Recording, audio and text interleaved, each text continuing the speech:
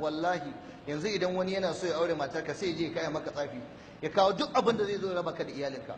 Suna nan matsafa mala, ana tsafi a raba yaro da mai gidansa a kasuwa, matsafa a raba mata da mijinta saboda an ga suna zaman lafiya, shi yana da wadata, an ga suna zaman lafiya, bari a raba ta da shi.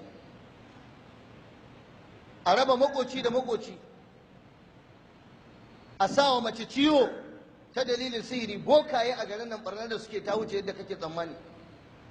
A je a yi wa mace sihiri, duk ranar da mai gidanta ya zo girkinta tana jini jini jini, ya za a yi alakar aure da ita?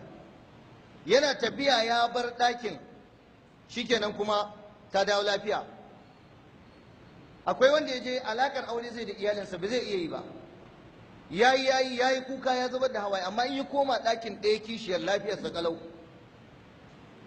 Akwai wanda ake sa masa bacci, da ya je bacci kawai ke ɗaukan hankalinsa, sai shekara nawa bai alaka da iyalinsa ba yi da lafiya, yana da ciwo. Wallahi duk sharrin bokaye.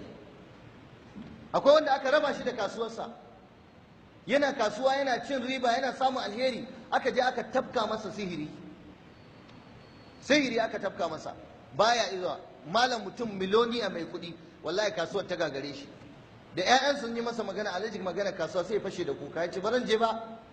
Haka ya daina zuwa, al'amuran suka lalace saboda tsinannu matsafa sun masa tsafi, sun kore shi a kasuwar. Akwai wanda ake koransu daga garinsu. Dan uwanka kawai kuna shago, ga shagonka ga nashi ba, idan ya ga kafi ciniki sai ya je ya kai wa boka naira 2000 3000 ta yawa. Wallahi malam har tsafin 500 ana yi a ƙasar nan, 500. Akwai tsinannu da shedancinsu da tsinuwarsu ta kai ga wato bala'in da yake tattare su, sallah ma ba sa yi, tantiran matsafa ne. Akwai wanda ɗagawa ake sai an tafi wata ƙasa ma an je an same su. Malam 'yan Najeriya daga nan suke tafiya har Indiya a musu tsafi, 'yan garin nan. Mutum ya je har Nijar a masa tsafi, mutum ya tafi Kotonou a masa tsafi. Me alaƙa? Saboda a masa tsafi. Akwai ƙasashe sanannu waɗanda matsafa ne, mutum yana aiki a ofis ɗinsa, a je a masa tsafi a kore shi. Kwanan nan wani uwa yake faɗa, ce ya je ƙofar ofis ɗinsa kawai da safe yana zuwa sai tarar da jini ya buɗe ofis ya ga gaba ɗaya jini, yadda ka san an yi wasan kura ne da wata dabba aka kashe ta. Kan kujeran an sa masa wani gari da wani tsaki a kai. Yana ta'ajjubi, yana mamaki, kafin nan ya faɗi rif, ya faɗi, ya fara inna lillahi wa inna ilaihi raji'una. Sai da aka zo aka ɗauke shi, ya ce ofis ɗin ba zai sake zuwa ba. Darakta idan kana nema a wani wuri, sai wanda yake kuke kwantastin da shi sai ma tsafi. Idan an ga kana tashi sai a maka. Akwai yaro yana jami'a yana karatu, yake ja, wallahi abokanin suka je suka haɗa kuɗi aka yi matsafi aka karya shi. Akwai yarinya da aka yi mata wannan, ƙwaro yarinya ce mai zance mai ƙoƙari, likitanci take karantawa, amma aka yi mata sihiri aka mata tsafi. Idan ta zo za ta fara karatu sai ciwon kai, karatun da ya gagara bai zai yiwu kenan. Malam suna nan malam waqa'i masu tarin yawa.